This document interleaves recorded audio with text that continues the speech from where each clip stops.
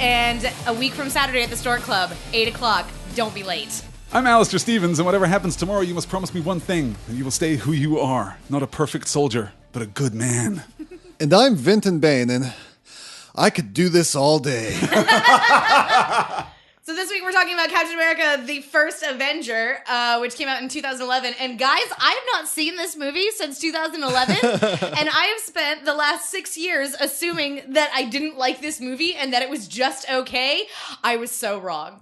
I'm so insanity. sorry. I want to apologize now ahead of time. I'm so sorry. I have made several mistakes. It's not just that this is, I think, one of the better MCU movies. It's that this is an MCU movie designed for you. These are characters that you adore. I know, I really do. I think that I remember whenever I first saw it, it was, we were still like just getting into the MCU. It hadn't gotten into this like giant, huge, gargantuan thing that it is now. And I spent the entire film basically being like, we're just waiting to get him to present day. I don't care. It's fine, whatever. And I was so wrong about that, like I keep saying. Was your perspective on this movie changed by your love of Agent Carter, the TV show? Possibly because, God, I love Peggy Carter. Like my opening line probably should have been, "I'm Peggy's girlfriend," because I love her so very much. But I think I think it helped a little bit. But overall, I think just having seen so many superhero films and like reading more comics now and like knowing about like their stories and things like that, and just realizing like how important this film is to explaining who Steve Rogers is and why he does what he does. And I think just having a little bit of a better understanding of it and not just expecting Iron Man or whatever. And so now I am completely aware of how wrong I was, how great this film is, and I'm so excited to talk about it today. I think it's really interesting that you mentioned framing Steve's character and how important that is, because Captain America is not an easy character to get right. Right, yeah. There was a Captain America movie that was made in 1990 to celebrate the 50th anniversary of the character. It had a budget of, I think, like $14 million at the time. It grossed less than $10,000 because it was such an overwhelming disaster. Right, oh gosh. But drawing Cap into the MCU, I don't think that was ever going to be easy, but there was never going to be an alternative. You have to have him if you're going to do the Avengers. Vinton, what's your experience with this movie? Have you seen it more recently than when it was in theaters? Yes, I have. Absolutely. I think I've seen it at least 3 times since it was in theaters. And I think I saw it in theaters, and then I watched it pretty soon after it came out again. And I think it wasn't until the second time I had watched it when I had experienced more of the MCU that was coming out. Yeah. Looking back in a retrospective way, I appreciated it a lot more, I think. And it's not that even they were like calling forth the things that were going to happen or anything like that. Just knowing where these characters grow and seeing the beginning of it just gave me a deeper appreciation for the film itself. Because I think leaving it, maybe I would have given it like a 3 out of 5 stars when I saw it in the movies. I was excited. But I was like, it was okay. I've never really cared for Captain America in the comics that much. So not really my bag. But of course, now we have this rich history of an MCU to look back on. And especially this last time watching it for this podcast, I was just like, man, I like this movie. This movie's good. It's 4 out of 5 stars at least. I think it's fair to say that this movie is improved by every subsequent Cap movie and by both Avengers movies too. The more we get of him, the more important it is to look back at his origin and to understand that character. And I think that's why we wanted to do this. We're going to be covering all 3 Captain America movies in due course. But we have to start here. Of course, Alistair already covered this movie on We Can Do This All Day. So there is a podcast that most of you have probably listened to where he talks about that. And you can go listen to that and get a bit of a different perspective. But we wanted to go into those next 2 movies as well and talk about those because those movies are so fantastic. But we have to start here. And I'm glad we do because turns out I do want to talk about this movie. It's great. Yeah, and more complex and more subtle and more ambitious. And it's not a movie without its problems. I mean, there are real antagonist problems. The Red Skull, I think, is pretty much a misfire. Most of the Marvel movies have antagonist problems one way or another. Absolutely. And this is where that really started, I think. But for the origin of Steve, for the origin of Peggy, who is one of my favorite characters in the entire MCU, absolutely. who's just extraordinary. Really, we get an origin story of sorts for Howard Stark too, which is by proxy an origin story for Tony Stark. Yes. Yeah. The whole thing just works for me. The ambiance, the tone, the setting, they really spoke to me immediately. The first time I watched it, I was super into this whole, 40s, 50s aesthetic. It works fantastically well. I was not looking forward to this movie at all when it came out, but it won me over in like the first 10 minutes. That's excellent. It's just great. Yeah. Was I the only one who, when watching this, and I think every time I watch this, this happens to me, I get the Disney Hercules song stuck in my head. Zero to Hero? He was a no one, a 0-0. Now he's a honcho. He's a hero. He was a kid with his act down pat from 0 to hero in no time flat. 0 to hero just like that. The Captain America story. I don't know why that wasn't your intro bit. That should super have been your intro bit. Should have been. See, but that's really interesting because I think the thing that defines Steve Rogers is that his powers, such as they are, I mean, he's not a powered individual. He's the MCU version of Batman. He's just as good as a human being can be. Sure. But his skills, his physique, his training, these are not the things that define Steve Rogers. Those are not Captain America's superpowers. Right. How would you define Captain America's superpowers? It's his. I mean, it's the same thing as Batman. It's his will that can't be broken. Yeah. His determination to protect and to serve. He doesn't like bullies. He doesn't care who they are. Yeah. He doesn't want to kill, but he doesn't like bullies. That's exactly it. Yeah. I think, and it's so beautiful. And the more I think about Cap as a character, the more I see that opposition with Batman, that they are very much two sides of the same coin. That, and there have been stories, I mean, in the history of comics that have explored exactly that idea in the few intercompany crossovers that we've seen. Cap was created prior to the modern Marvel age. He was actually created in the 1940s by Joe Simon because I guess in the 1940s, everybody wanted a patriotic super soldier. Huh. There were like 3 of them. Wow, really? Yeah, including the Shield, who was a character who is very similar to Captain America and who predated Captain America just slightly, including that he wields a shield. Oh, how interesting. Yeah. So Cap was in publication until I think 1949. Then the books, or at least was very popular until 1949. The book stopped being published in the mid 50s, and then he was resurrected. He was brought back for the modern MCU in the early 1960s. So the story of Cap being frozen in ice, the story of him being kind of taken out of the world and then returned to the world, kind of has its roots in the publishing history too, which I find really interesting. That is really interesting. Yeah. Yeah, that's really cool.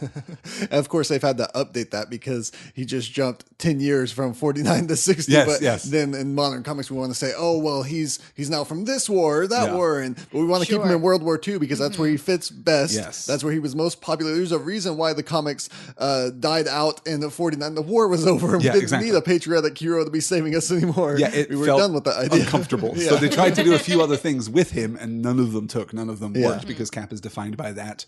Well, by his Americanism, his Americanness, I suppose. It's really interesting. I think in the sliding Marvel timeline right now, we are in year 12. I want to say in the 616 at least. So it's been 12 years since he was brought back. In the MCU. Well, hey, your guess is as good as mine. Let's see. The movie came out in 2011, so about 6-7 years. Maybe. I like to shove everything together. It's been like a month. All of those things have happened to him in like a month. Cap gets unfrozen in May, and then they're fighting Ultron by October. Yeah, Cap is just like, can I just have a weekend? Just a weekend. So there's a few quick facts about this movie that I had forgotten, but I remembered how much I loved them when I was looking them up on IMDb. That Chris Evans declined the role 3 times Wow, originally really? because he was afraid of what that type of celebrity, what that type of increase of fame would do. And Robert Downey Jr. had to convince him to take the role. And of course, he met with all the people creating it and decided, yeah, this is a good idea. I'm going to do this. Can't we just say that Chris Evans, by all accounts, is the nicest human being who has ever lived? Apparently He's so so. Yeah, fantastic. he's like just such a cool seeming dude. Preposterously nice. Yeah. Like almost suspiciously nice. Yeah. I mean, I don't want to be He's that got a guy, but secret. almost suspiciously nice. Absolutely. Yeah, his secret is probably that he saves orphan puppies at the weekend.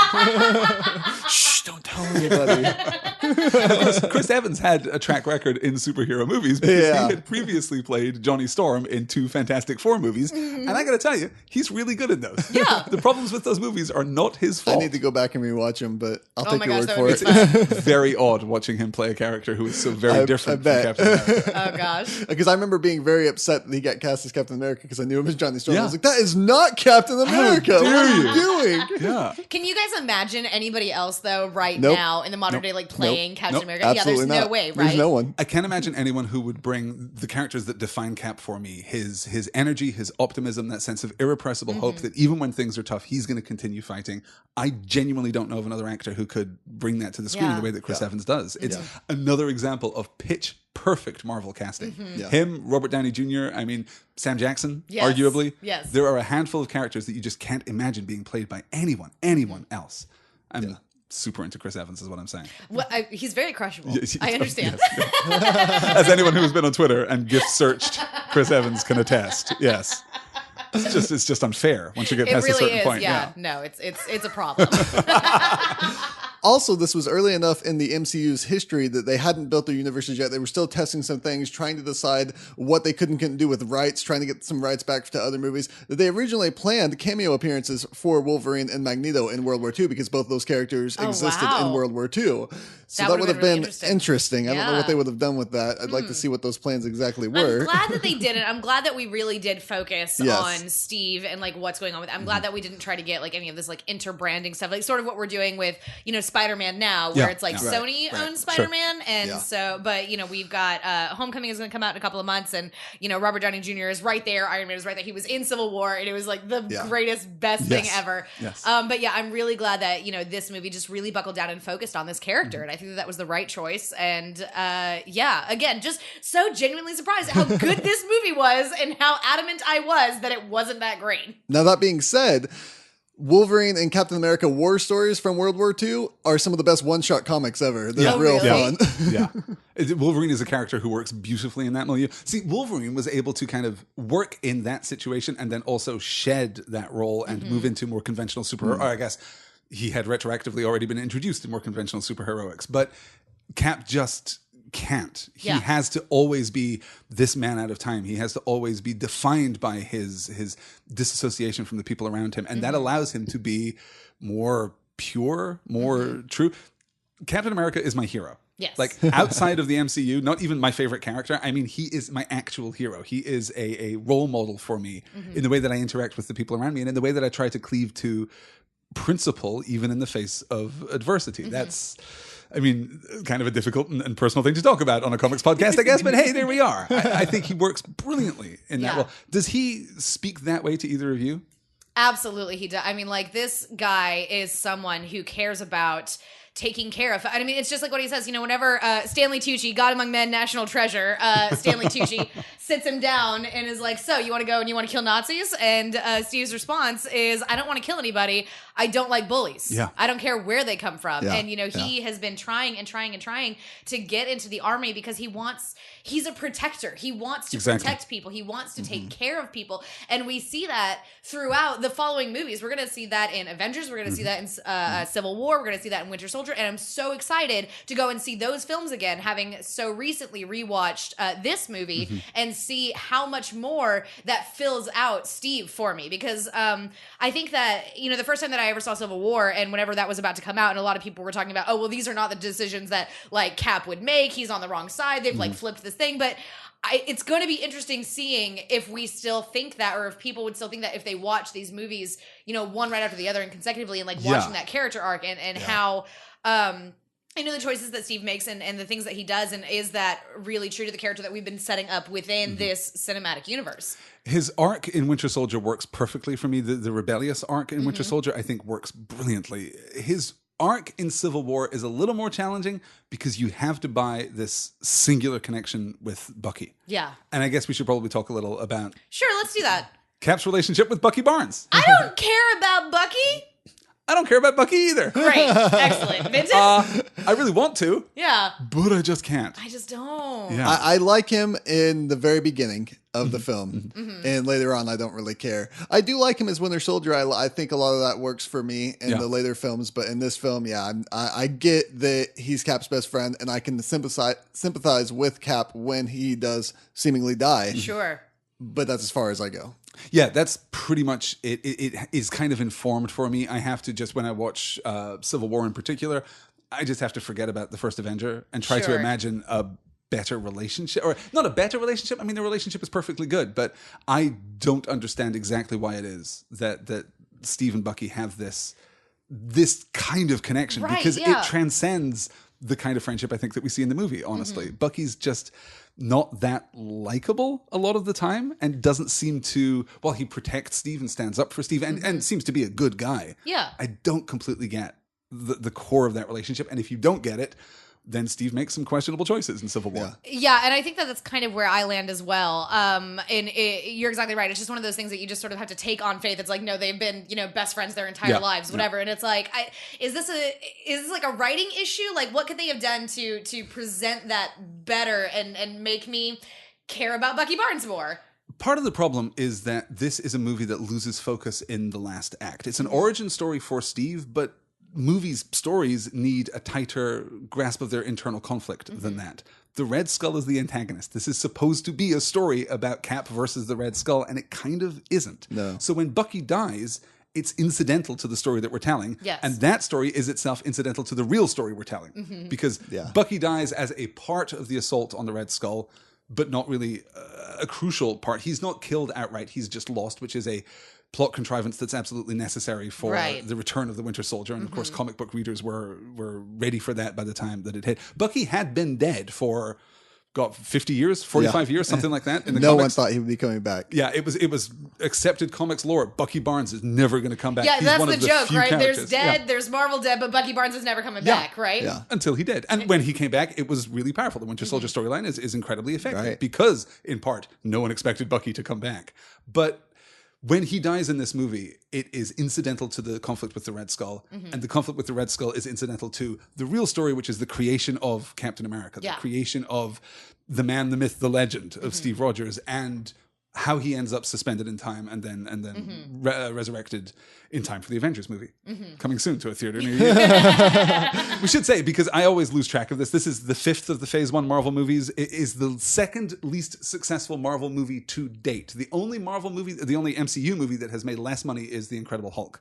Huh, how interesting. Yeah, it only, on a budget of, I think, $110 million, it made like $350 million. Yeah. Okay. Which is fine. Sure, yeah. Well, I not like what you'd it better expect. than all but the first Iron Man, probably. And I like it better than, I think, all the Thor movies, maybe. Yeah. Yeah. We'll have to talk about Thor at some point, Yeah. I think. But yeah. Do we? I mean, I guess we don't have to. Well, I guess Ragnarok's coming out. We should probably look at the weirdest deviation in tone for the MCU so far. Yes, why are we suddenly doing an 80s hair metal movie thing, but also he cut his Because hair? And... people love me and they want me to be happy. okay, I see. This is for my joy. What happened is that Vinton found a genie lamp. Yep. Oh, I And see. now Thor Ragnarok. I I said, can't give me believe everything that you I did want. not wish Thor. for Agent Carter season 3. Like, how dare you? I still haven't watched Agent Carter season 2. Moving Well, on. you're not missing that much. So let's just run through this movie here, pulling out any thoughts that we have, Easter eggs, whatever, as we go through. The first thing I had of note when I rewatched this was I didn't realize there's no opening credits or even a title to this film, which is pretty unusual for the Yeah. MCU things. Yeah. My thing with it is I think they were trying to tie it into the other movies and letting people know, hey, look, we're still in this timeline, but we're going to jump back and show you something else. But that seems really unnecessary, especially when you do dive it back into the 40s. The first things that start happening is you start mentioning Thor. You see the Tree of Life on the wall, and it's like, Right, you're mentioning yeah. things, and then you're going to introduce Stark, and yes, there's going to be plenty of things that tie us to the other movies. You don't need this beginning. No one watches the opening and thinks, oh, I guess maybe he'll survive then. Thank goodness. Because otherwise I would have turned the movie off before we got to the post-credit scene and I would have been done with it. Yeah. I mean, it is effective. It reminds me actually of like cold opens to X-Files episodes. So I think aesthetically it works. Like I enjoy watching it, but yeah, narratively it does nothing. Yeah, for me. we don't really need it. Yeah. Yeah. So we are introduced to Hugo Weaving right here at the beginning as Red Skull. We don't quite know that he's the Red Skull yet, unless, Right. of course, you know. There's nothing to show that. Of course, he's just Johann Schmidt. But then we see the Tesseract, or as comic fans might know it as the Cosmic Cube. And it's interesting to me that Red Skull is so into this thing here, but he barely even touches into its power that Loki's going to take a little bit more of. And the fact that it's such a powerful thing, but he's just like, yeah, it's going to make me stronger. I'm going to do this little bit of thing with it. It's like, this is so much bigger than you could ever imagine, Red Skull. Absolutely. We should say, too, that this script was written by Marcus and McFeely, who, of course, have contributed so much to the MCU now. But there is an uncredited story pass, a script pass by Joss Whedon. He inserted several elements here because he was already working on the Avengers. Right, and wanted to okay, prep that makes for them. sense. So I think the reliance on the Tesseract and the emphasis that is placed on the Tesseract may be part of Whedon's Whedon's master plan for the Avengers. Sure, Yeah. absolutely. Now, in the comics, the Cosmic Cube is the embryonic form of a Beyonder, a race I'm of sorry, immensely what? powerful beings, and it can be used to rewrite reality if you have the mental fortitude to do so, which So it's a fortunately, Wanda box. Schmidt just doesn't. Yes, kind of. Yeah, just a little Scarlet Witch box. Episode title? Good. But then we get this great intro to Chris Evans as Steve Rogers, and the CGI isn't perfect. But I think for the time when I saw it in theaters, I was kind of blown away that they could do this. I was really scrutinizing it today and like just trying to see, okay, like where does this get really weird? And the only part for me that was really odd and that like I really, really noticed is when he and Haley Atwell are sitting in the car and they're doing that forced perspective thing, and she looks about 3 times his size, and I'm just like, okay, she's way too close to the camera and you have him way too far away. They just need to be scooted a little bit closer. But otherwise, no, I completely agree. Like I think that it looks good. It's weird whenever he talks and he's got that like deep grown ass man like Chris Evans voice out of this little 13-year-old boy body. I always wish that they had done something with that. If they could have just pitched him up just a little bit, not Just comedically, but just a little bit. Smidge. It would have been so like I can do that in audition. Yeah. It doesn't take a lot to do that. But Right. maybe I'll recut one of those scenes. That would be Put the it up on greatest YouTube. thing ever. Just Yes, pitch him please. up a little bit. Yeah. Yes. That would just add to the believability. So yeah, his voice pulls me out,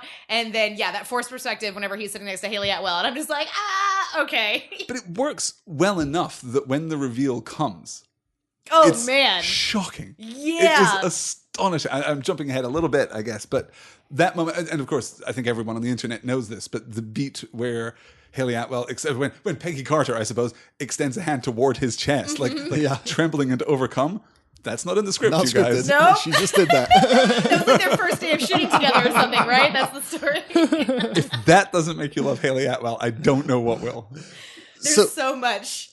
So, I'm sorry. There's so many reasons to love You Haley have a Atwell. lot of Yes, Haley no, Atwell I have a feelings. lot of It's Haley okay. Atwell feelings. I'm not sorry. I will not apologize. I like that the first thing that we see of Steve Rogers is that he doesn't like bullies. He Yes, stands up to the yes. man in the theater. He says, I could do this all day, which it is could, guys. If you listen to it, it's could. It's on IMDb as could. Everywhere else on the internet, though, anyone talking about it says can. So I don't know what's going on there. I was very confused by it when I was looking at my notes to see We which have no one it time was. for grammar. No time. Except that, okay, I won't do this, but that's a really interesting distinction. Like the difference between No, could and please, can. go ahead and do this. It's really important that we're talking about an innate capacity. It's not just that he can, it's that he could. It implies a will, it implies a purpose.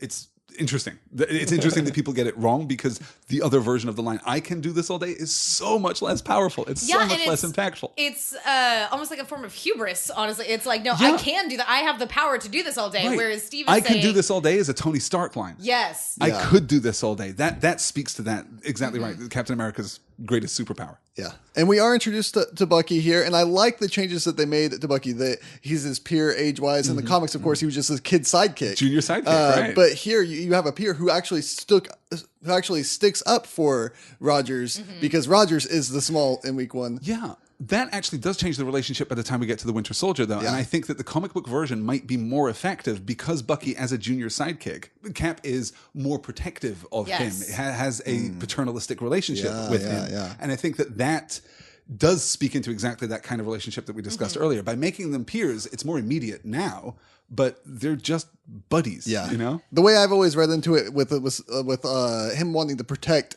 Bucky was that Bucky always protected me. I have to protect him. He was always there for me.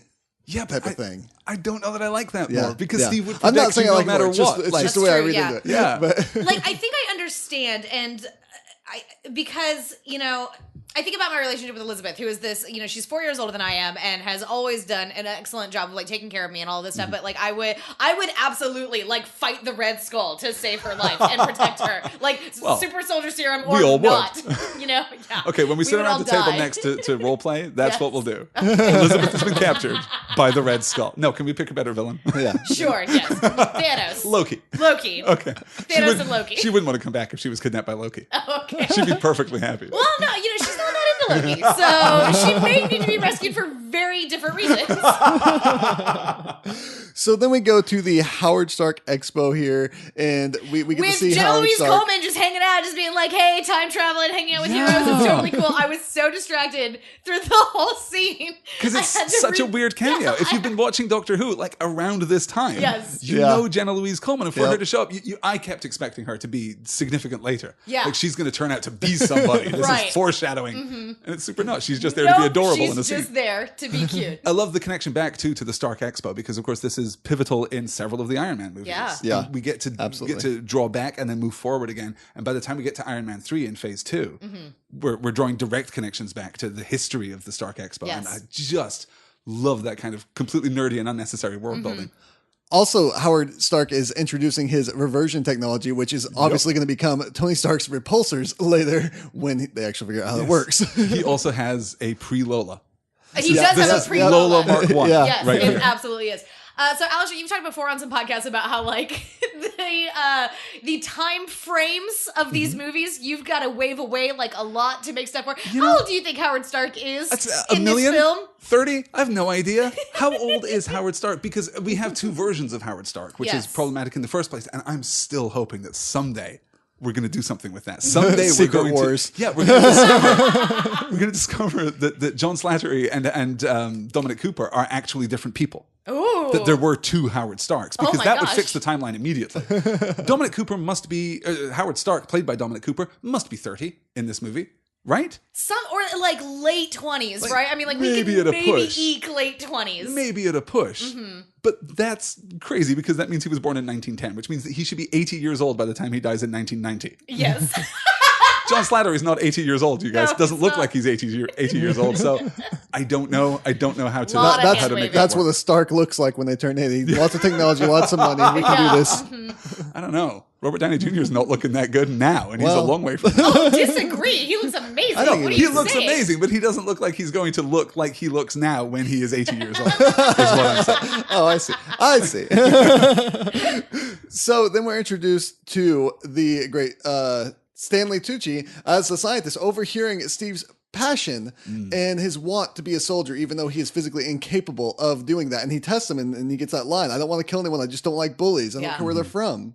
I love Stanley Tucci so much. Me too. He's so good. Every single movie, I have never seen him be bad in anything. Yeah. I've seen him in bad movies. But he has wasn't never bad. been bad. Yeah, no. He's so good. Just extraordinary. And I love Dr. Erskine. What do you guys think about the notion of a super soldier program like this? Because I feel as though in other hands, okay, there is a version of the Captain America story where the Nazis are trying to breed super soldiers. Yes. Where they're trying to genetically engineer the perfect human, and that's a terrible thing, and we should stop it. But in this story, we're good with it because the Americans are doing it and it's fine. Is that comfortable for you guys?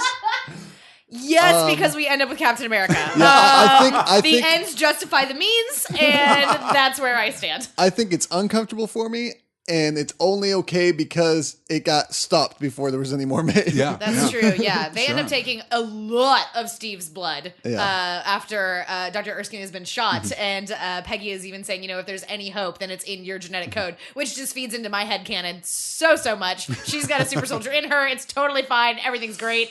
Oh boy.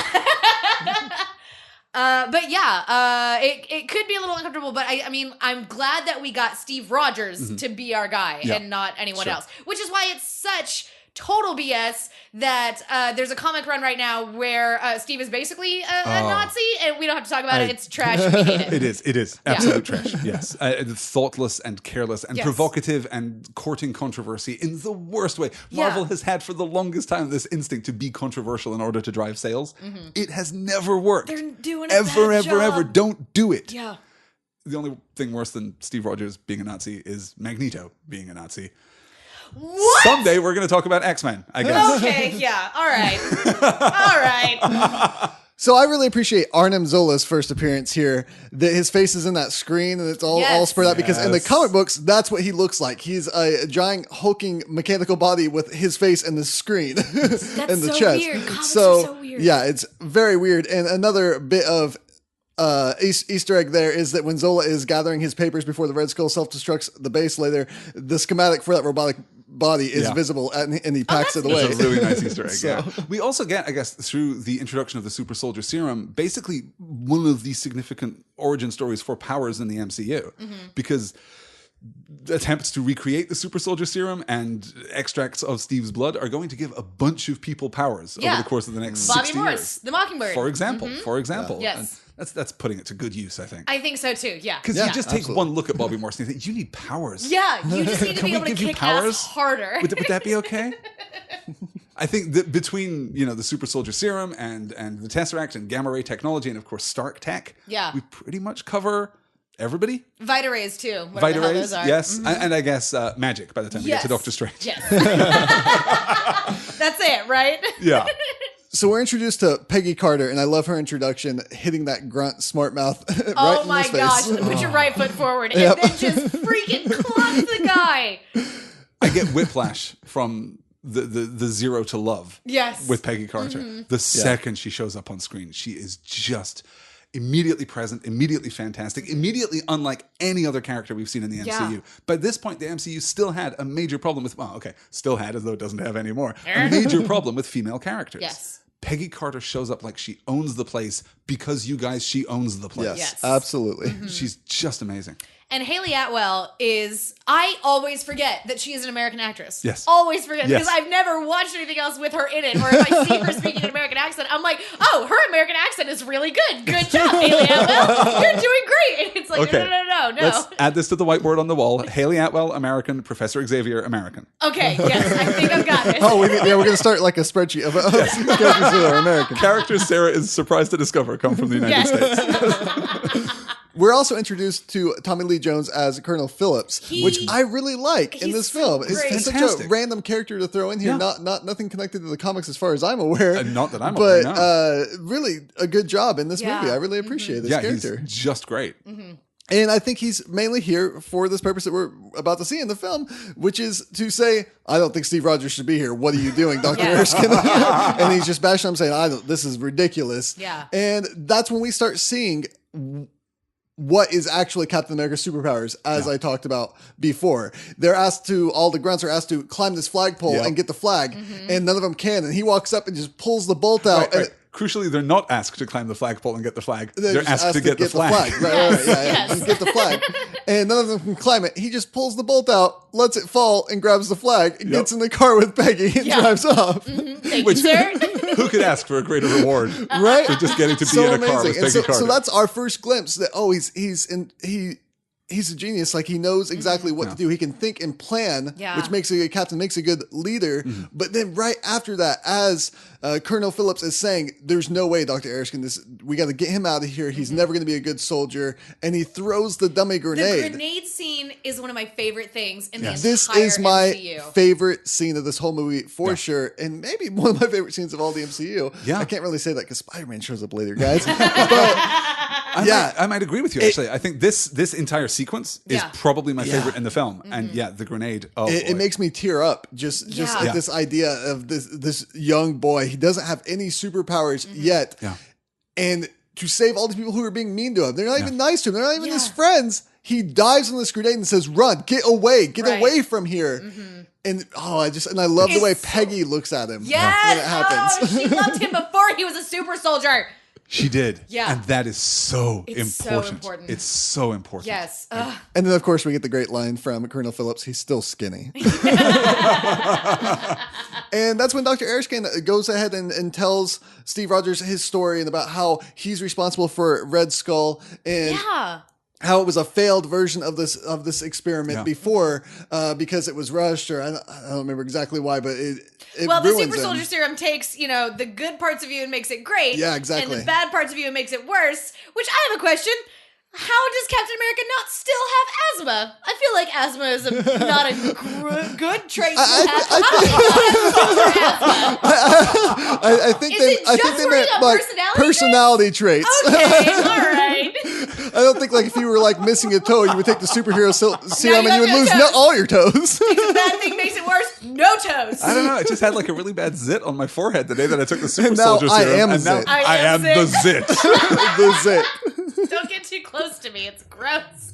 Yeah, my attack is not good. It's not good, you guys. It's like that scene in That's Moses Jones. There's a poll for you. And it's us and the McElroys that reference us Moses Jones. My favorite part about this scene is when Dr. Erskine offers him a drink and he's like, wait, no fluid. You have a procedure. And he goes, well, we'll drink later. And he's like, no, I don't have a procedure. I'm going to drink both of them. I am so sad that we do not get more of Dr. Erskine because he is like, just the way that he's like sardonic just every now and then. Like the fact that they give Stanley Tucci like these comedic one-liners. Like I love it so much and I adore him and I wish that we could have gotten more. Let me ask you this. Is that a Whedon line? Because it feels a little like Marcus and McFeely, and God knows they are capable of drawing out enormous humanity and enormous humor from these necessary interactions. They will take a scene that simply has to exist and make it something beautiful. Yeah. But God, that reads like Whedon. Yeah, to me. it does. I know Whedon has said that he only wrote in some character connections, but man, I want to believe that he just stopped and went, actually, let me just pencil this in. This will be good. I mean, that's a good character Slap a post-it on the script. It'll be fine. Yeah. So then we get to the procedure and Steve becoming a super soldier. And I love that this is going to be too much for him. And everyone's freaking. They're like, we gotta stop it. He's like, no, I can do this. I can do this. And he's like screaming in pain just before that. But I loved it. That's an unbreakable will. And he's like, no, this is what has to happen. I'm willing to do it. I'm willing to do anything. I'm willing to die for this. And then he turns into a literal beefcake. Just a cake made of beef. He's all glistening. He's sweaty. In a tin at the bake sale. Yep, his pants still fit, which I want to call BS on that, but whatevs. I'm glad we didn't have to do him, hulking right out of his pants. Agree to disagree. That's another episode title. Let me write that down. Okay. The reveal is astonishing. Yes. It is preposterous. Yeah.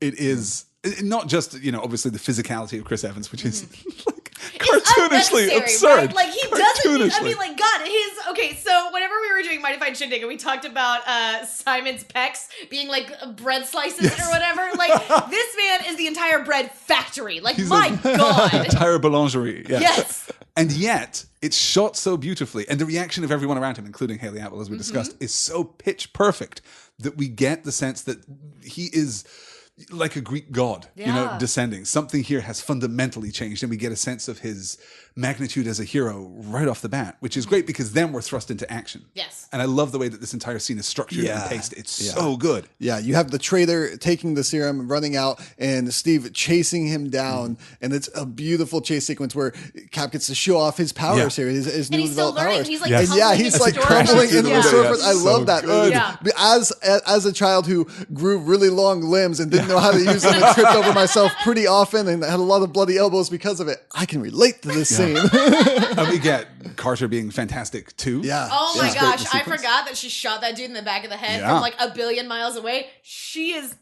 everything. She is absolutely so everything. good. We also get one of my favorite comedic lines in the entire movie when the kid falls into the harbor. Yeah. And Cap rushes to the rescue. And this is the beat, of course, in every story like this, where the spy have to gets choose. away Sure. Yeah. because we have to save the innocent. The kid's like, it's okay, I can swim. I love that. I love that flipping there of that normal thing that happens. It's so great. But it also speaks to like the empowerment of the individual. This is Yeah. Cap's whole deal, is that you can be great too, because it's Yeah. about will, because it's about heroism, because it's about principle. This kid is a hero right now. I love that we I get love this movie. the second beat of the shield. Yes. We had the trash can lid, and then he grabs the cab door, which the logo for the cab company looks like the shield. Yes. It's so fantastic.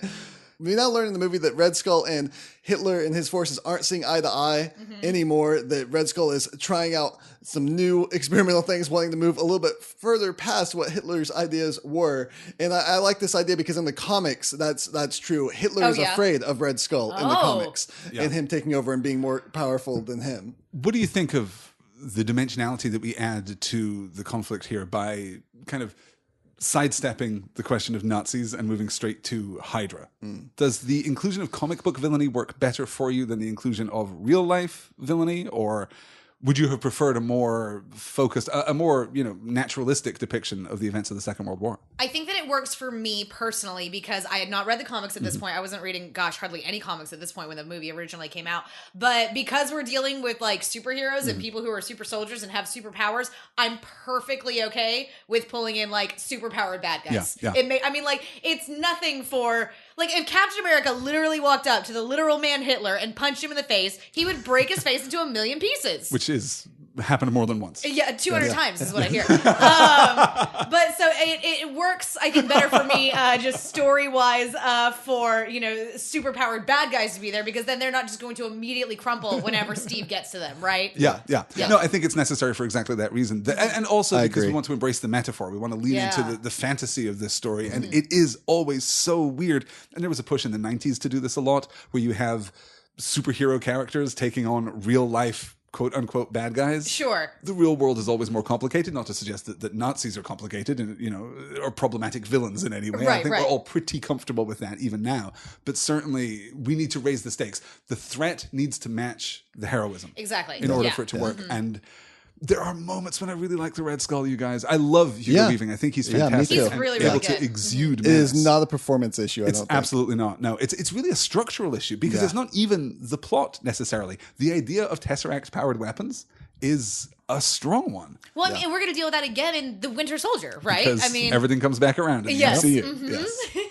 Yes. So Cap is sidelined because he's viewed as a failed experiment, and we get these performances that he's doing with all the girls, encouraging the troops, encouraging people to buy bonds, and he gets to punch this fake Hitler who sneaks out onto the stage. How does the sequence work for you guys? I hope I'm love not it. tipping my hand here, It's so fantastic. Love it. it's so good. good. And then absolutely crushing when we get that hard cut to him being in the theater of war in Europe. Right. And suddenly everything is gray and desaturated and raining, and his shtick isn't working Yeah, they're anymore. throwing tomatoes, which Yes. these people You're just holding on to wasting tomatoes? Where are they getting Yeah, no, what are you doing? I mean, Oh, you I have bet this that show's bone. going to suck. Can you grab the tomatoes before we go? Well, how about we eat the tomatoes and we throw other things at him Yeah. that we couldn't eat? Would that be okay? The Rocks, empty can. perhaps. Yes. And I like that him hitting Hitler is lined up just perfectly to match the Yes. original cover of Captain America #1 in 1941 of him punching Hitler. Also, quick side note, I've been reading this new comic America, which is based off America Chavez, a new Marvel Yes. character, Yes. and she went back in time and she got to punch Hitler in the face, but she ruined Peggy Carter's mission that she was doing. So Peggy Carter comes out of nowhere and is like, yeah, punching Nazis is neato, which that line, Peggy Carter saying punching Nazis is issue. neato, so Yeah. great. I might need a tattoo. But then she has to correct her and is like, but we were trying to do a mission here. Wow. I clearly need to read this book. It's Okay. fantastic. Oh, we also see during that entire sequence, we see Captain America comics going out. We're Yes. once again Yep, getting and it's that same another comic. in-universe Yes. thing Yeah. where it's like, no, we're taking these superheroes, we're telling stories about them. Ties back to the 616 because in Marvel continuity, Marvel comics exist. In Yeah. Marvel continuity, Stan Lee exists, which is a little weird. Yeah. Okay, yeah, we'll talk about that. at one Spider-Man point. has met Stan Lee, I don't know, a dozen times. Well, in the Yeah. MCU, he exists, and there's like 40 of them doing all different things all Oh, over he's the world. just the Watcher, right? Yeah. Like, that's who Stan Lee is in the MCU. Oh, that's a good. Have you not heard that before? No, I haven't. Oh, I like well, that. then I'm I going to like claim that. it as my own original thought so I that don't you'll be hate impressed that. with I me. want to see a cartoony version of him show up CGI with a giant head now. But yeah, the comic that they put out is that #1 issue Yeah. that I mentioned, and I really like that they've continued to do this throughout the MCU in the Agents of S.H.I.E.L.D. when they show the action figures, of course, and then we talked about Logan and the action figures were there, the comics Sure. were there. I love that they do that. It's so great and works so well It for just me. adds a whole nother level of realism to these stories, I think, because obviously if these people have powers and are going and like doing these things and like saving people and saving the world and all of this, we're going to do something about it. Like we're not just going to be because we're not doing, I mean, kind of, but we're really not doing secret identities in the MCU, and we're certainly not doing secret heroism in the Sure. MCU. I love the pilot of Agents of S.H.I.E.L.D., where we have the shot of the heroes of New York, Yes. the action figures in the toy store window. It's so good. It's really Yeah. great. And I like here in the movie that this performance that we get, him being an entertainer, gives us a reason to put him in the classic Cap suit Yeah. without it being like cheesy going, why is he fighting in that? But you're like, oh, okay. I see what you did there. Yeah. When I first saw it in the theaters, I was like, all right, I'm in. This is good. I thought it really worked. And as I said, that crushing transition out to the reality of war. Yeah, especially when Peggy mentions that the 107th has been either killed or captured, and that means Bucky. And Rogers knows he has to do something. And so he mounts this rescue mission, this one-man rescue mission, and gets Peggy gets Howard Stark to fly him out and drop him where he And needs to be. Steve doesn't know what fondue means. Nope. It's just cheese and bread. How do you guys like Howard and Peggy? I think, okay, I don't think you get enough in this film. Yeah. But God, I love Howard and Peggy in the Agent Carter series. Yeah. I don't like them in this film. I like them less in this film because it seems a little rote. Yes. And there seems to be like a flicker of interest from Peggy Carter, and I just don't buy it. No, absolutely Exactly. not. Yeah. That's why I don't like it. Yeah. Yeah. But we do get that fun plane ride. And we then get a brief intro to Dum Dum Dugan as a prisoner of war, which I love. One day I'll have a stick. Can we give a quick gloss of the Howling Commandos? Yes, Are please. you prepared to do that? I'm not, but are you? I'm really not, actually, but I can tell you that Nick Fury's Howling Commandos were one of Marvel's major... Sorry, Nick Fury's Howling Commandos? Yes. What? Sergeant Fury's, technically. Sergeant Fury and the Howling Commandos. Yes, they were a major war comic back in the 40s. They were a contemporary war comic, which was the biggest thing in comics publishing at the time. It was absolutely huge. And it was really the death of the war comic after the end of the war that created the necessary space for superheroes to arrive as the preeminent, comic book medium. Sure. So the Howling Commandos have been around since, I guess, the 40s. Most of the Howling Commandos that you'll see in the course of this movie, or when we get flashbacks in Agent Carter, they are absolutely real characters that have been around for forever. Yes, but awesome. Always connected to Nick Fury. He was always. Were they there always as diverse as we end up with? Racially, actually, yes. That's Surprisingly really cool. so, because we drew on the Allied nations and really did play with this idea of a multicultural response to a global threat. Because in a weird way, war stories, particularly contemporary war stories, are oftentimes more sophisticated in that regard than you would expect them to be. So yeah. Well, that's really great. Pretty great. Dum Dum Dugan, fantastic character. Yes. Absolutely. And I really like Jim Morita's response to being questioned for his ethnicity. I'm from Fresno, Ace. I wish, he didn't want to say Ace, right? That line originally is, I'm from Fresno, asshole. Yeah, Ace Hole. Yeah, Ace Hole. I heard a rumor that this actor will be in Spider-Man Homecoming playing Morita's grandson, actually. I don't know if that's true or not, but that would be exciting. I really hope that's true. I hope so too. That would be amazing. And that's when we get that great line of, you know what you're doing? Yeah, I've knocked out Adolf Hitler over 200 times. Yes. And yeah, Cap does make it into the base with ease at this point, and we get some great battle scenes as the POWs make their escape using Hydra's weapons against them. I really like all of that, the idea that they get to just take those weapons and be like, yeah, hey, we'll figure out how to use these. This will be great. Red Skull sees Cap and recognizes this is the U.S. super soldier that he was trying to get the serum from, and Cap finds Bucky and says, I thought you were dead. And he says, I thought you were smaller. It's a pretty good line. It's cute. It's cute. Yeah, It's fine. it's cute. It's cute. And when Cap and Red Skull do have their face-to-face, oh man, it's so off-putting when his face starts moving off the side and you It's see it in so the eyes. gross, Oh, yeah. it bothers me so much every time I Really see it. well done. Yes. Skin crawlingly good. And Red Skull peels his face off and it looks really cool, actually. I Yeah, really it's, like it's a it. great effect, and I think he looks fantastic There were throughout. a lot of Yes. ways to ruin that, Yeah. but I think they did rather well. The facility does explode, and Colonel Phillips declares Captain killed in action with everyone else, begins to tell Agent Carter that she is in trouble. Yeah. As all of the POWs come walking up, led by Cap, and it's this beautiful scene. Fantastic scene. Bucky leads the soldiers in these cheers for Captain America. It's such a triumphant moment. I love it. Yeah. That is, the moment when Captain America becomes Captain America Yes. rather than Captain America, the figure of propaganda. I mean, arguably, it's also the turning point in the movie. Because this is Steve Rogers' origin story, and we here did he it. is. He's origined. Yeah. You origined good, Steve. And the rest of the movie is kind of playing out this conflict with the Red Skull that we haven't really properly motivated, Yes. I Yeah. think. I like that Cap is too busy with the war to receive his Medal of Honor. Yep. And we get our Stan Lee cameo as necessary. And then Cap does put together his Howling Commandos here. And we get that great interaction between Bucky and Steve where he says, referring to being rejected from Peggy, he says, I'm invisible. I'm turning into you. It's like some horrible dream. Which, and again, I feel like that was supposed to be a funny line, but I'm just looking at this and being like, Bucky, can you be cool for 5 seconds? Is that part of the problem?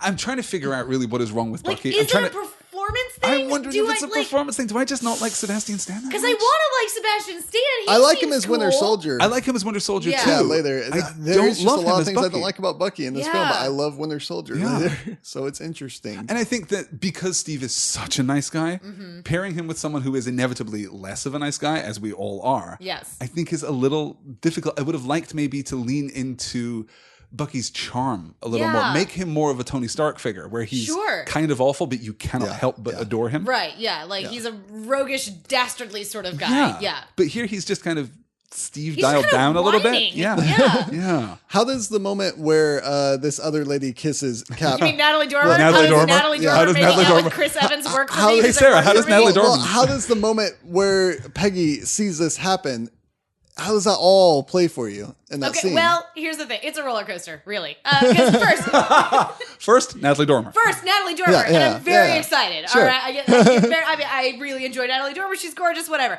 Then she's kissing Chris Evans, and I'm like, okay, sure, why not? Yes, two hot people making out. I'm into it. Could we just have had a movie of this? Would that have been fine? Would that have been fine? You know those videos of Nick Offerman like sitting by a fire sipping scotch for an hour? You just want an hour-long video of Natalie Dormer like just making out with Chris Evans. I don't not want that, Sarah. Are you saying that I'm alone? No, I want that too. But then, so this is, let's talk about this really quick, because initially, when we get to the scene where like Steve holds up his new shield and he's showing it off to Peggy and then she grabs the gun and shoots, initially I was like, she would never do that. That's so impulsive. And like, what are they even doing? I get it now though, I think. And I think that she knows that she can trust Howard. She can trust Howard's tech. I think that she knows that Steve is going to get out of this completely unharmed and that she just wants to get back at him a little bit. Yeah. It would maybe be better if they just had a conversation, and if whenever he says, Peggy, it's not what you think it was, she'd have been like, okay, well, what was it exactly? It would have been better if he had grabbed the plastic mold for the shield and then got shot. Oh no, what'd you do? Oh, God, you killed Captain America! Is there an argument to be made that the kiss with Natalie Dormer is necessary because it kind of clears out any issues regarding Steve's connection with Peggy? That if he thought that Peggy was the only girl that was interested in him, or because she was just his first love, his first, fixation, that he has to have contact with like another woman in order to, purify that romance, to make it clear that he is choosing her. I haven't thought about that, but I think I like it. Yeah. I think that if that is the argument, it doesn't completely work. I'm not sure the scene really plays the way it's supposed to, but I feel like overall it's unnecessary and we don't really need it. Especially because we do get that really great kiss between Cap and Peggy later in the film, right before he gets on the plane. Everything's fine. It's gonna be fine. The greatest kiss. It's pretty freaking great. Yeah, no, it's very, very good. I also love whenever they almost kiss and she's all like, don't you have somewhere to be? And he's like, oh shit, yeah. Like, the door. I thought that was very good. I do like that Stark here is playing the role of Q for Captain America, giving him all the state-of-art equipment, including his rare vibranium shield. Which, it's the rarest metal in the world. Well, where'd you get it from? We can't say yet because we're not sure if we're doing. Yeah, we don't know. Do we have the rights to Wakanda? Can we do Wakanda? Can we say Wakanda? No. Rarest metal in the world. Can we say Wakanda? Somebody call Kevin Feige. And we get that montage of Cap leading his troops on multiple victories, showing off all of his skills. I wish that we could have spent longer there because I'm wondering if that would have helped to solidify the relationship between Bucky and Steve. Yeah, take out the intro and add in that time to these montages. Yeah, because that looked great. Like seeing them like do the thing that they're good at and doing it like together and like just being total badasses and awesome. Like that's great. I'm into that. But because it's so perfunctory, it puts all of the pressure on the relationship. It pushes that relationship back to Brooklyn. It pushes that relationship back to their time before they were fighting together. Yeah. We know how important fighting together is for Cap. Yeah. So I think you're absolutely right. I think more of that would have really helped. And I think fixing the moment with the kiss, we have Carter seeing the footage, catching the glimpse of Cap's photo of her that he carries. And I think that really does fix that moment for me. I'm like, oh, she knows now. Yes. Really good. Cap and Bucky enter a train to find Zola, but they are cut off. Cap fights this super soldier armed with Tesseract guns. Yep. Yeah, that happened. That's a very comic booky moment. Yeah. Yep. And Bucky is shot off the train, and Cap can't grab him. Jeffrey Ford said in the commentary that the experiments performed by Zola on Bucky, the reason he was strapped down to that table when he was found, that's what enabled him to survive this fall, yeah, so 'cause that he he could falls a become the Winter very Soldier. long way. Yeah, because if you're watching this, you're like, he didn't survive He's that. He's super not. dead. Nope, he's dead. There's Yeah. no way. But that bit of in the commentary does say, yeah, this kind of, yeah. That makes fixes sense. it. So, I think that doesn't quite work for viewers who don't know the comic books. Yes. Sure. Comic book Yeah. readers already know that Bucky is the Winter Soldier, that Yes. he's Yeah. going to come back, that it's Right. going to be significant. Right. But if you're watching this without that knowledge, I think the death of Bucky doesn't carry sufficient weight. Yeah, the first time I saw this movie, it meant nothing to me. I Yeah. was like, oh, Yeah. well, I mean, I'm glad we didn't kill the chick. Like, Sure. that's basically where I was at. Yeah. yeah. And he was strapped to a table, but they literally say nothing about him being Yeah, he was experimented strapped on. to the table, like, in an office with Yeah. a desk and, Yeah. like, some world maps. Like, there was nary a scary science thing in sight. This Yeah. is not a sterile environment. No! Nothing else. So they do capture Zola, and then I get real hungry because Colonel Phillips gives him this steak dinner, and I really Oh want my it every gosh, time I see it. looks amazing. It does. Yeah.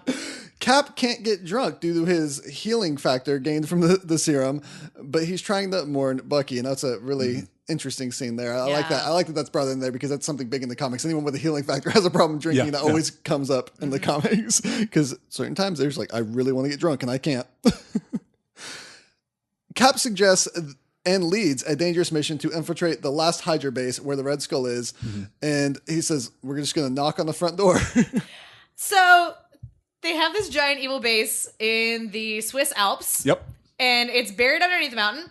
And no one would ever be able to find it, except that Red Skull super duper needs those bay windows. Look, you just got to have the right environment for your supervillain. You need some daylight Yeah. inside of your, evil facility. You, You want to can- keep up morale. You try and create evil blueprints under fluorescent light, Sarah. It just hurts your eyes after Okay, a while. that's good to know. You really need the natural light to illuminate your palace of evil. Right, Yeah, got it. yeah. Okay, all right. You get this line from the Red Skull, "What makes you so special?" And Cap says, "Nothing. I'm just a kid from Brooklyn." And then he repeats, "I could do this all day." Which is, of course, exactly what makes him so special. Yes. That Yeah. he is just a kid from Brooklyn. Yes. Yeah, exactly. Red Skull runs, Cap pursues. Carter and Cap share a very cute moment. Yes. If I could also have a movie that was just the two of them making out in the back of a car being driven by Tommy Lee Jones, I'd kind of be into that too. Yeah. Tommy Lee Jones wants a side business as like an Uber driver. Get that car. Provide, cosplay outfits. Sure. The whole thing would work.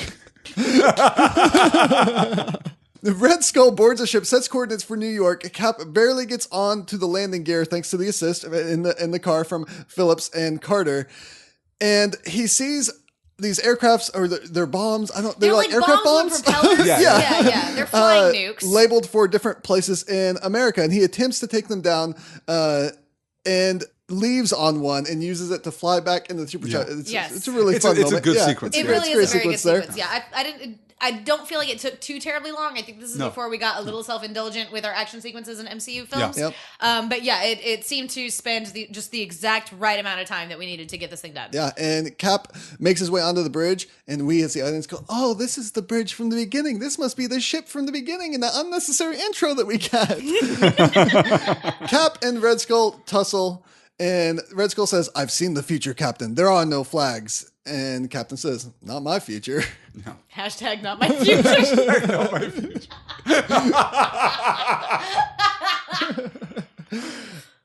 Cap smashes Red Skull into his Tesseract machine, and Red Skull takes out the Tesseract. It shoots out bright energy and transforms Red Skull into energy, not necessarily killing him, so he could show up later in another Does film. it not He gets necessarily transformed kill him? into- Because I feel well, like We've seen the Tesseract do things. We've Yeah. seen people being cast into, Right. other spaces. sure. Had we at this point seen that happen? Well, not the back half of it, but we've Okay. seen Loki fall from Asgard. Right. Okay. And he ends up in Sanctuary with Sure. Thanos, as we know. So as far as we know, Red Skull was just converted into energy and teleported into the rift it opened. Yeah. Oh, okay. So he could come back, but Hugo Weaving has no interest in playing him. So he said if pretty he does, emphatically, not wow. that Okay. way. Yeah.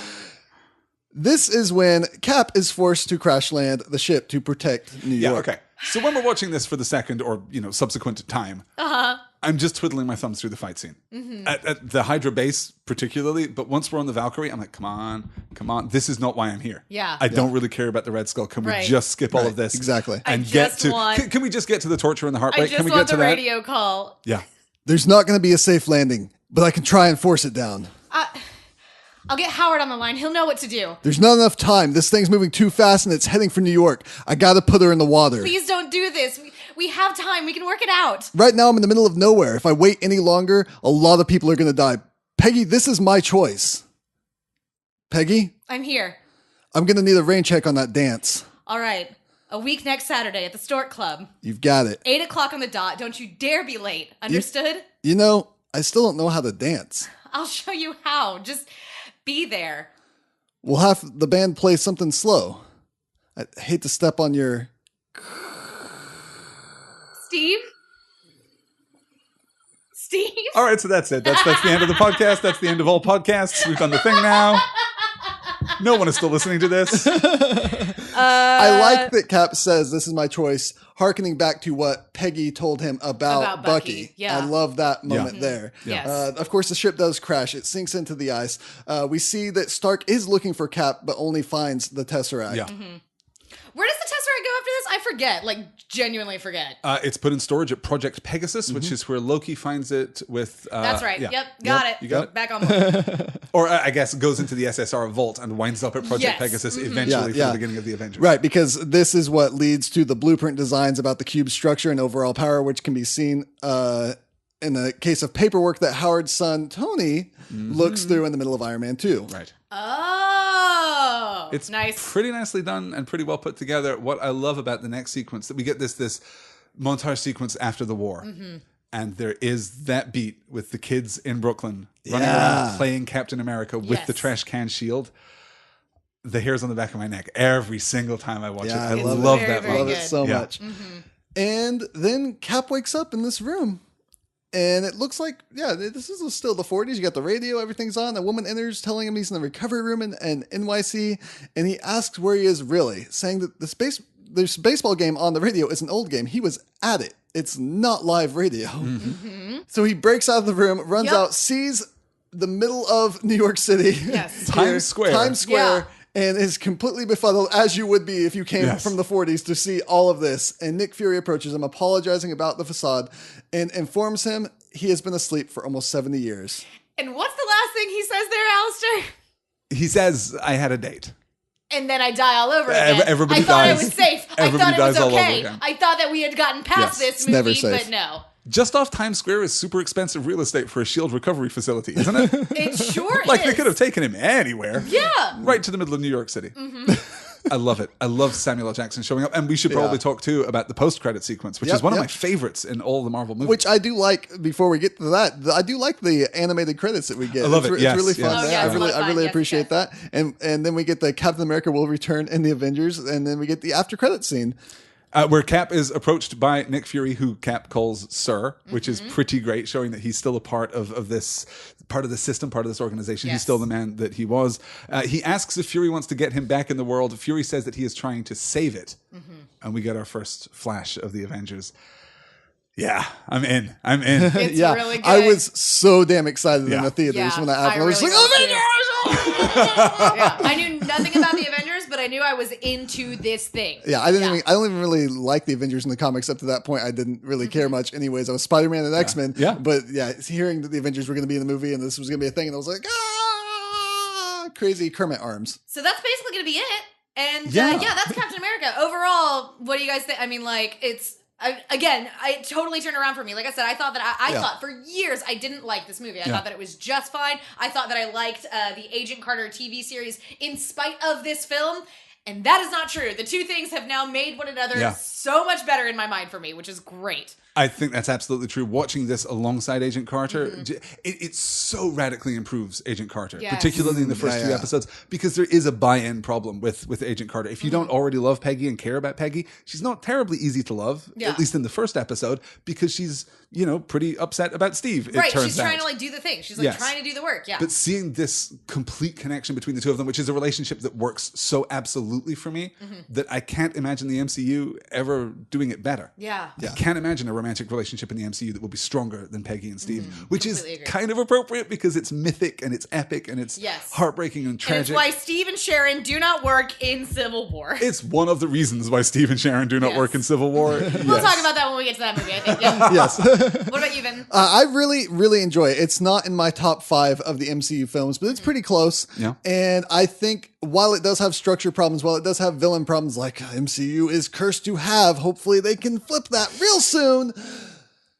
It's a really, really, really good intro for Cap, especially for the MCU Cap, who is going to be going on to being in these other movies. I think it really sets up what we're going to be doing later on in some really perfect Captain America movies. Yes, Oh, yeah. I completely agree. Yeah. I'm really looking forward to discussing The Winter Soldier with you Yes. guys. That is such an unusual film. It's so out of step with the So rest of the different, MCU yeah.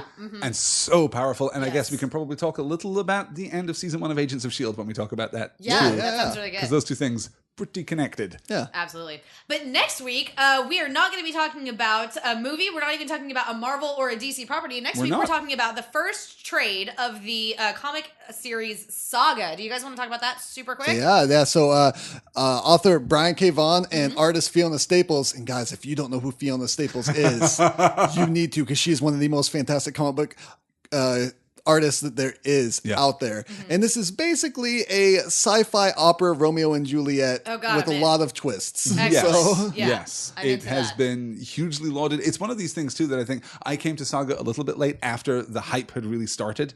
A lot of people were talking about this. I read the first volume and it completely stood up. Right. Oh, that's Even despite great. my sky high expectations, it really worked. It's fantastic. yeah. Excellent. love So it yeah, so we're much. going to be doing that next week. Super excited about that. Thank you guys so much for listening. If you want to get in touch with us at all, you can get in touch with us on Twitter at ExcelsiorCast. You can get in touch with me personally at Elsa Grab the Salt. You can reach me at Paper Bullets. I'm at Flesh Eater, and if you want to hear more from me, you can check out the Graphomania Podcast Network, especially my podcast, Read Brave Comics, a community-built comics podcast, which last week I had Alistair on. You sure so did. you can hear the both of us talk more about comics and my interview with the X-Men author Colin Bunn. That was a really fun Nice. show. Definitely go listen to that. Sister podcast. Yeah, basically, Excelsior. sister Yeah. podcast to Excelsior. Yes. Yeah, we yes, need to have absolutely. Sarah on quite soon. Okay, that sounds great. I would love to. Yes, I would love nothing more. If you guys enjoy this show, if you like the kind of thing that we're doing over here and you want to support the show, all you have to do is go over to patreon.com/commonroomradio where you can kick us $1 a month or whatever you can afford. And that will help us do more shows, more movies, more comics, live Q&A sessions and things like that. We'll figure it out. We'll get something sorted. It's going to Yeah. be totally awesome. More and totally heartbreaking great. dramatic readings. Yes, Yes. yeah, we'll do. I mean, like, do you just want us to read you comic books? Because we I will will do that thing. thing. Like, we will do that. It'll be good. But yeah, so I think that's going to do it for us this week. Again, thank you guys so much, and we'll see you next time from Common Room Radio. I'm Sarah K. Bazant. I'm Alistair Stevens. And I'm Vinton Bain, and I know this neighborhood. I got beat up in that alley, in that parking lot, and behind that diner. Excelsior!